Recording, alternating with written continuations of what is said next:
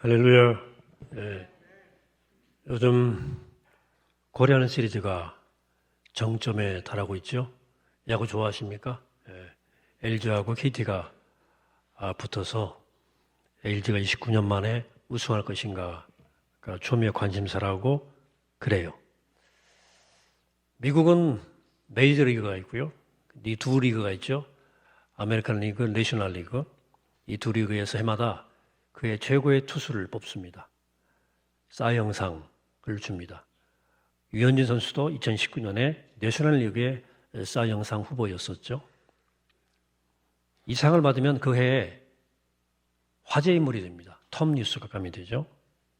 이상한 그 징크스가 하나 있어요. 그것은 사 영상을 수상한 투수들의 상당 부분이 그 다음에 시즌에서 슬럼프를 경험한다는 것입니다. 이에 대해 여러 분석이 있지만 가장 중요한 원인은 둘로 압축이 돼요. 하나는 그 수상한 선수, 투수의 마음에 교만이 들어간다는 거죠. 훈련과 또 자기 개발이 좀 게을러진다는 거죠. 가지 행사, 또 광고 촬영이 막 줄을 서는 거거든요. 바빠요.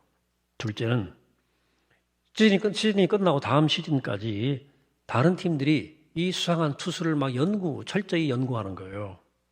그래서 정밀하게 연구 검토를 해서 공략 방법을 찾는 겁니다. 약점을 잘 찾아내는 거예요. 전력이 좀 노출된 상태에서 뭔가를 개발하지 않으면 그 다음에 집중 공격을 당할 수 있어요.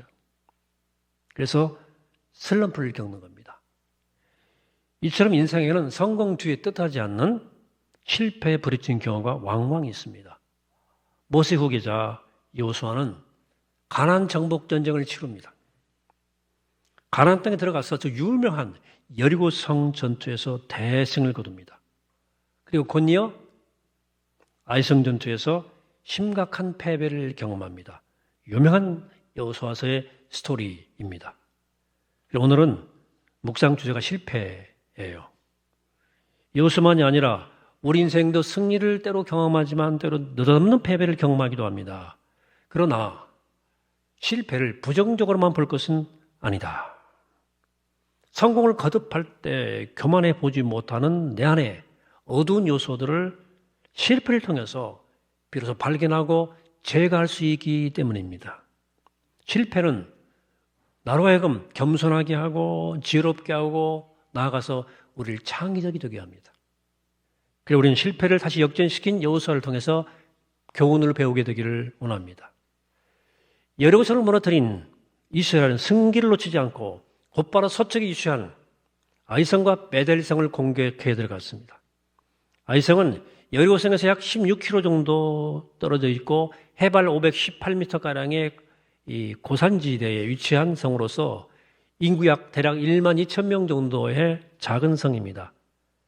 가나안 최고의 견고한 요새 여리고성에 비해서 말할 수 없이 비교가 안 될 정도로 약한 성이었습니다. 그런데 바로 그 아이와의 싸움에서, 아이성과의 싸움에서 이스라엘은 전혀 예기치 못한 승패배를 당하고 맙니다. 자신만만하게 아이성을 공략하러 올라갔던 3천 명의 이스라엘 군대는 제대로 맥도 못 쓰고 싸우지도 못하고 아이성 군대에게 공격을 당해서 순식간에 36명의 전사자를 내고 간신히 주랭랑 도망쳐서 나왔습니다. 여리고성 전투에서 대승을 거둔 그들에게는 이 패배의 충격은 너무도 컸습니다. 그래서 그 백성의 마음이 물처럼 녹아내렸다고 성경은 말씀하지 않습니까? 이전에는 가나안의 군사들이 마음이 두려움으로 물처럼 녹았었는데 이제는 거꾸로 이스라엘 백성들 군사들의 백성이 마음이 물처럼 녹아내렸다. 여러분 성공가도 성공의 길만 달려온 사람일수록 패배 충격은 큰 법이에요. 그 충격 때문에 자존심이 막 망가져가지고 재기가 어려울 경우도 꽤 있습니다. 다행히 여호수아는 실패 후 곧바로 하나님 앞에 엎드려 원인을 찾습니다. 여러분 이유 없는 실패는 없습니다. 아이러니컬하게도 패배의 핵심 원인은 성공의 한복판에서부터 시작이 됐어요. 아이성의 패배는 여리고성의 승리라고 하는 거기에 그 승리의 뿌리가 놓여 있는 거예요. 여리고성 함락 시 하나님은 사람을 포함한 모든 것들을 다 죽이라고 명령하셨어요. 여기서 우리가 조금 더 잠깐 언급하고 넘어갈 것은 이 모두 진멸하라, 모두 죽이라는 이 가나안 정복 전쟁의 당시 명령을 지금도 문자 그대로 적용하려는 사람들이 있다는 사실입니다. 위험해요. 이 말씀은 당시 여리고성의 우상숭배 문화, 물신주의를 철저히 차단하라는 영적 의미가 더 큰 거예요. 오늘 우리에게. 근데 이 여호수아서를 오늘도 그대로 적용하려고 하는 부류들이 있어요. 아메리카 대륙에서 인디안들을 죽이고 추방할 때 이 본문이 등장했습니다. 진멸하라. 숱한 인종 청소 전쟁들이 지구촌에 존재했는데 그때마다 이 말씀이 등장했어요. 지금도 이스라엘 하마스 간 전쟁에도 이 말씀이 동원되고 있어요. 조심스럽죠? 문자주 해석의 심각한 함정입니다. 자, 하나님은 전리품도 노획하지 못하게 하셨어요. 전리품도. 가나안 문화의 영적 영향력을 차단하시겠다는 뜻이에요. 여기 문제가 발생했어요. 이스라엘 지도자들 가운데서 여리고성의 보물을 욕심을 내어서 훔쳐 간직해둔 자가 있었던 거죠. 놀랍게도 이스라엘 민족 전체에서 최고의 명문가인 유다 지파의 아간이라는 사람이었습니다. 아간이의 이름의 뜻은 괴로움이었는데 이 사람의 죄는 정말로 이스라엘 민족 전체에게 말할 수 없는 괴로움을 주었어요.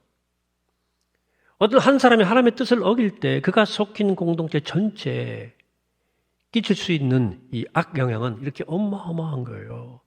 성경에는 한 사람이 하나님의 뜻을 어길 때 그가 속한 공동체 전체가 혹독한 대가를 치르는 경우가 왕왕 나옵니다.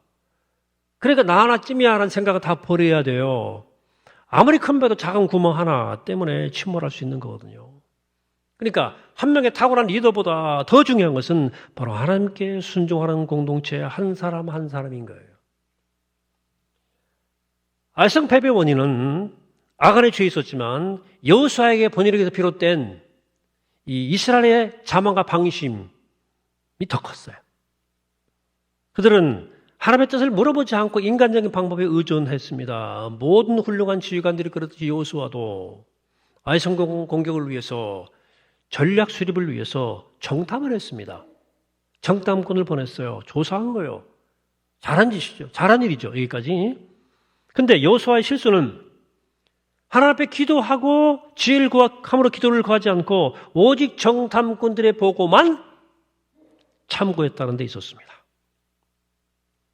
듣는 얘기만 들은 거예요. 하나님의 음성을 듣지 않고. 그는 여리고성 정복 전쟁 당시에는 하나님을 직접 독대했고 하나님의 지시를 들었어요. 그러나 아이성 공략 때는 여호수아를 향한 하나님의 지시나 말씀이 성경에 전혀 안 나옵니다. 하나님이 말씀하지 않으셨다기보다는 당시 자신감에 충만한 여호수아가 인간적인 준비에 바빠서 하나님 말씀에 귀 기울이지 않았다. 그럴 틈이 없었다는 게 더 타당할 것 같아요. 그러니까 여리고성의 대성으로 말미암아 여호수아는 들떠 있었어요. 바람이 들어간 거야. 기쁨과 흥분에 들떠 있었어요. 그가 하나님을 의도적으로 외면했다기보다는 감정적으로 너무 흥분해 있었고 반대로 낙심해도 마찬가지예요. 이 감정이 들떠가지고 또 자신감이 차가지고 그래서 여리고보다 더 훨씬 약한 아이성을 얕잡아보고 하나님의 뜻을 묻지를 않습니다. 여러분이 가정의 리더든 직장의 리더든 리더의 삶에 있어서 기도는 호흡이에요. 리더는 인생의 새로운 도전을 직면할 때마다 그것이 비록 아무리 쉽고 만만해 보여도 우선 하나 앞에 엎드려 기도하고 하나님의 지혜를 구해야만 합니다. 기도는 하나님의 뜻을 아는 유일한 통로예요. 그러니까 행동하기 전에 충분히 기도하는 것이 기도 없이 행동하는 것보다도 훨씬 빨라요. 훨씬 안전합니다. 여러분 인생의 모든 실패는 여유가 없어요. 기도의 실패에서 비롯된다는 사실을 꼭 기억하시기 바랍니다. 정탐꾼들은 아이성 공략에는 이스라엘 전군이 다 나설 필요가 없다고 2, 3천 명은 된다. 충분하다 이렇게 얘기했어요. 여호수아는 정탐꾼들 말대로 합니다. 그 결과는 무참한 실패였어요. 자, 1만 2천 명이란 그 아이성의 인구를 감안할 때 싸울 수 있는 아이성의 전투력은 최소한 3천 명 이상은 된다는 게 일반적인 전략적 판단이에요. 또 해발 150, 518m 가량의 고지대에 위치한 아이성은 주위가 좁은 골짜기로 형성되어 있어서 군사력이 이 높고 단단한 지형을 군사들이 저쪽 상대방이 높고 지역에서 수비하면 공격하는 쪽의 병력의 수비보다도 3배 내지 5배는 돼야 한다. 이게 전투를 하는 사람의 상식이에요. 도대체 왜 이스라엘 사람들은, 정탐꾼들은 왜 이 3,000명 정도 가지고 아이성을 공략할 수 있을 것이라고 참모 판단했을까? 그들은 여리고성 승리에 도취된 나머지 여리고성을 무너뜨린 것이 자신들의 힘이 아니라 하나님의 능력이었다는 사실을 까마득히 잊어버린 거예요. 하나님의 능력을 잊어버리면 언제나 자기를 과대평가하게 돼 있어요. 바람이 들어간 거야. 그 상대는 과소평가하게 돼 있어요. 이게 바람 들어가는 현상이에요. 이제 한때 위대해 보였던 지도자 여호수아가 이젠 패장이 되었습니다. 여러분 최고의 계획이라고 내가 세웠던 일들이 뜻밖의 무산되어 버린 경험이 있습니까? 약한 상대에게 말도 안 되게 참패를 당한 경험이 있습니까? 너무 익숙하고 쉬운 일인데 뭐가 잘 안 돼 실패한 적이 있습니까? 그렇다면 아이성 전투에서의 그 여호수아의 심정을 조금은 이해할 수 있을 것입니다. 사실 우리가 패배를 싫어하는 것보다도 하나님은 우리가 패배에 젖어 좌절하는 것을 더 싫어하세요. 하나님은 패배를 통해서 우리를 다듬으신 후에 우리가 일어나서 패배시키기를 원하시는 거예요. 일어나서 가라. 그러면 하나님은 아이성패에서 패배하고 좌절한 여호수아를 어떻게 다시 일으키셨느냐? 패배를 극복하는 법은 무엇일까? 오늘 설교의 제목이죠. 패배를 극복하는 법 첫째로 배우는 것, 회개하라는 거예요. 회개하라. 여호수아는 이스라엘 장로들과 함께 옷을 찢고 하나님 앞에 엎드렸어요. 하루 종일 통곡하며 머리를 먼지에 뒤집어 쓰고 기도했어요. 이게 앞에 리더는 여러 반응을 보일 수 있죠. 상황을 탓하고, 운을 탓하고, 부하들을 탓하고, 강한 적들을 탓하고, 반대파 야당을 탓하고 그럴 수 있죠. 그러나 진정한 리더는 그 누구에도 책임을 전가하지 않고 스스로 회개하고 겸손히 하나님 앞에 엎드립니다. 이 겸손한 자세가 문제 해결의 시작이에요. 여호수아의 이 통의 기도 내용을 잘 살피면 하나님을 향한 약간의 원망도 좀 들어있는 듯이 보여요. 그러나 초점은 분명해요. 여호수아는 진정한 패배의 원인이 무엇인지를 알기 원했어요. 그 원인을 해결하기를 간절히 원했어요. 이처럼 원인을 밝혀 그 문제를 수정하려는 자세와 해결하겠다는 불타는 의지가 있을 때 하나님이 돌파구를 보여주시는 거예요. 여호수아 이스라엘 지도자들은 저녁 때까지 머리를 땅에 대고 엎드려 있었어요. 하나님이 저녁 때까지 그들이 한계를 느낄 때까지 기다리신 거예요. 바로 응답하신 게 아니에요. 내가 얼마나 한계 많은 인간인지 이 지도자의 길이에요. 여러분, 민족의 죄를 짊어지고 하나님 앞에 회개하며 인내하는 일은 순식간에 이루어지지 않습니다. 인고의 시간이 필요해요. 경솔하게 나만 믿고 뛰다가 무너진 데에 대한 철저한 회개의 시간을 거쳐야 됩니다. 이러한 영혼의 몸부림을 통해서 정결하고 순수하게 하나님만 의지하는 아름다운 영성의 리더십이 거기서부터 탄생되는 거예요. 회개하는 것, 철저히. 두 번째는 문제를 처리하라는 거예요. 하나님이 이제 통곡하면서 엎드려 있는 여호수아에게 일어나라 말씀하셨어요. 하나님은 하나님이 세우신 지도자가 계속 그렇게 엎드려만 있는 것을 원치는 않으십니다. 그러므로 실패가 아무리 견디기 힘들고 어려워도 그렇게 주저앉아 있으면 안 된다. 하나님 우리에게 똑같은 말씀하셔요. 일어나라 이제. 가만한 일로 네가 그렇게 좌절하고 주저앉아 있으면 되겠니? 일어나. 그리고는 여호수아에게 해야 할 일을 알려주셨어요. 그저 통곡하고 회개만 한다고 사태가 해결되지는 않아요. 리더는 문제를 해결하는 사람이에요. 반드시 해결해야 할 문제가 있는 법이에요. 하나님께서 이제 말씀하시는 거예요. 너는 내가 행동해 주기 바라지. 행동할 자는 내가 아니고 바로 너다. 네가 해결해. 일어나서 네 백성을 정결케 원인을 찾아서 처리해. 여호사가 일어나가지고 우선 모든 백성을 집결시켰어요. 제비뽑기를 한 거예요. 하나님 앞에 죄를 지은 범인을 찾는 작업을 시작합니다. 먼저 12지파의 두령들이 차례로 나와 제비를 뽑았어요. 그 가운데 유다 지파가 뽑혔고 유다 지파에서 제비를 뽑으니까 세라 족속이 뽑혔고 세라 족속 가운데 제비를 뽑으니까 삽디 가문이 뽑혔고 삽디 가문 가운데 제비를 뽑으니까 마침내 아간이 뽑혔어요. 하나님은 극도로 긴장한 가운데 진행된 이 제비 뽑기를 통해서 원인을 드러내기 시작합니다. 여러분, 제비를 뽑는 순간 아간의 마음이 얼마나 두렵고 긴장이 되었겠어요? 결국 아간의 죄가 만천하에 드러나죠. 이 아간의 죄를 처벌하는 과정을 통해서 이스라엘 공동체는 정말 무서운 적은 외부에 있는 것이 아니라 우리들 안에 있음을 철저히 깨닫게 됩니다. 그리고 공동체에 속한 한 사람 한 사람의 성공과 실패가 전 민족의 운명을 좌우할 수 있다는 사실을 처절히 깨닫습니다. 여러분, 그럼 우리는 내 자식만 잘 키워서는 안 됩니다. 남의 집 자식이 잘 크지 않으면 내 자식도 같이 망하는 거예요. 국가도 그래요. 해외 나가서 경거망동한 국민한 사람이 하면 그 사람만 본 사람은 대한민국 다 그런 줄 알고 나라 전체가 다 욕먹잖아요. 우리는 하나다. 이 말을 뒤집으면 너무나 무거운 말이에요. 무서운 말이기도 합니다. 우리가 하나다. 특히 운명 공동체인 교회 안에서 우리는 그래서 모두 하나님 안에 바로 설 수 있도록 서로 격려해야 되는 거예요. 서로 권면해야 되는 겁니다. 우리가 공동명체거든요. 우리가 하나란 말은 그렇게 무게 있는 말이에요. 쉽게 할 수 있는 말이 아니에요. 우리는 하나예요. 세 번째는 전력 투과라는 것입니다.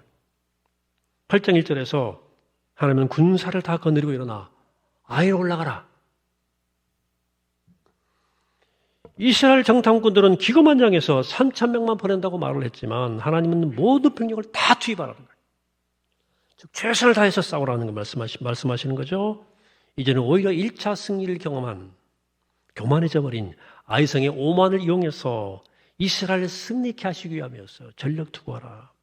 하나님 명령하신 싸움은 여리고의 때와는 달리 이스라엘 군사들의 지혜와 팀웍 그리고 모든 전투력을 총동원하고 집중해야 되는 힘든 과정을 제시하시는 거예요. 여호수아 이스라엘 군사들은 밤새도록 길갈에서부터 아이성까지 약 24km의 거리를 빠르고 조용하게 행진합니다. 그림 봅시다. 여호수아는 그중에 3만 병력을 아이성 서편 뒤쪽에 먼저 매복시켰습니다.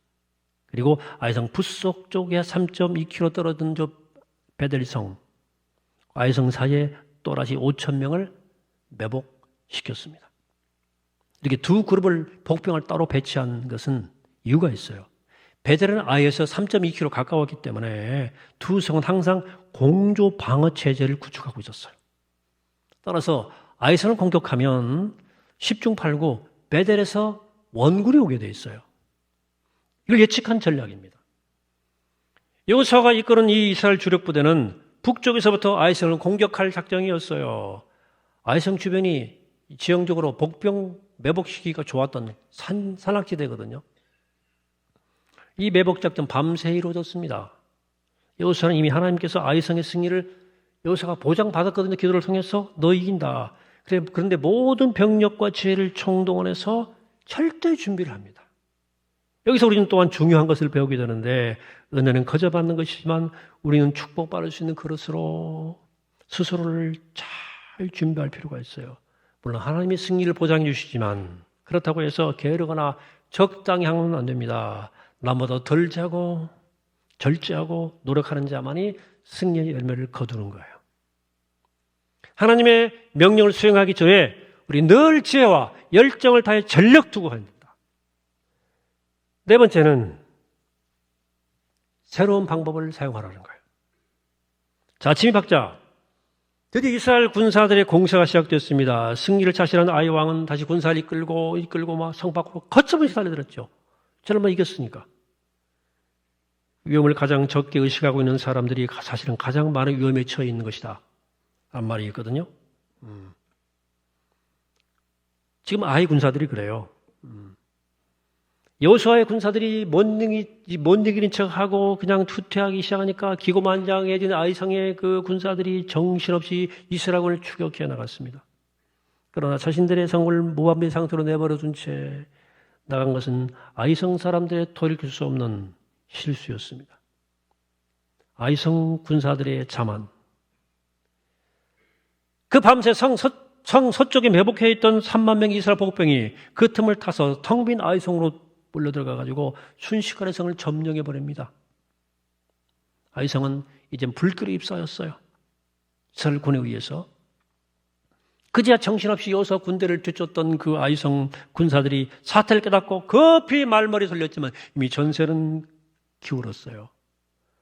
후퇴하던 차가던 여호수아의 군사들이 다시 돌아서서 반격했고 성을 점령한 3만 복병도 반대쪽에 공격해 들어오니까 사면초가 포위돼 가지고 그날 12,000명이 아이성 사람들이 12,000명이 이스라엘군에 의해 죽고 그들을 도우러 달려왔던 베델성의 군사들도 중간에 매복했던 5,000명 군사들이 다시 공격해서 그들도 다 전멸. 이스라엘의 완벽한 승리가 이 아이성 전투입니다. 하나님은 하나의 좋았던 관습이나 방식, 이 고정관념이 되기 쉽기 때문에 새롭고 다양한 방법으로 뜻을 펼쳐나가신 하나님이다. 하나님 우리의 지식과 경험을 의존하는 것을 막기 위해서 늘 새로운 방법을 사용하신다. 자, 아이성 공격작전은 여리성 공격 작전과 전혀 달랐어요. 여리성 공격들은 일주일 내내 해가 밝을 때 전군이 공격연하게 행군하는 것이었어요. 그러나 아이성 공격들은 밤에 매복했다가 낮에 싸우는 전략입니다. 여리고성 전투 때는 전군을 여리고 앞에 집결시켰지만 아이성 전투 때는 여러 부대로 조각 나누어서 각각 다른 임무를 주어서 배치했어요. 또한 여리고성 공격 때는 하나님이 직접 성벽을 무너뜨리셨지만 아이성 공격 때는 그런 초자연적 기적 없이 이스라엘 군의 치밀하고 빠른 군사작전을 통해서 아이성을 함락시켰어요. 아이성 우리가 공격을 통해서 이 전투를 통해서 알 수 있는 가장 중요한 것은 맡은 일 하나하나 디테일하게 하나님의 뜻을 구해야 한다는 거예요. 그래야 미래 계획을 세울 때 과거의 승리에 의존하지 않게 된다는 거죠. 하나님은 항상 새로운 방식으로 우리에게 승리를 주신다. 그러므로 과거의 습관과 경험만으로 앞에 놓인 문제를 풀려고 하지 말아라. 전혀 새로운 파라다임 전환이 때때로 필요하다. 수시로 필요하다는 거죠. 여러분 아무리 공부 열심히 해도 시험 범위 모르면 시험 망치는 거 아니에요? 범위도 모르고 속도와 성실이 다가 아니고 방향과 크리에이티브, 창조, 창의성이 더 중요한 거예요. 예수님은 비둘기처럼 순결하고 뱀처럼 동시에 지혜로워라. 무조건 불도라처럼 밀어붙인다. 그거 되는 게 안 되는 시대가 아니에요. 때로는 발이 안 되면 손을 써보고 좌가 안 되면 우로 해보고 우로 안 되면 또 좌로 해보고 이 파라다임 시프트가 필요한 거예요. 자, 뜻하지 않은 패배는 이제껏 내가 살아왔던 인생, 내가 사람을 대하는 데 방식, 내가 철석처럼 믿고 있던 어떤 가치, 내가 과거에 승리했던 그 방법들에 문제가 있음을 알려주는 거예요. 네 방식은 문제가 있다. 1997년도에 들어왔다가 2006년도에 철수한 세계적 대기업이 있습니다.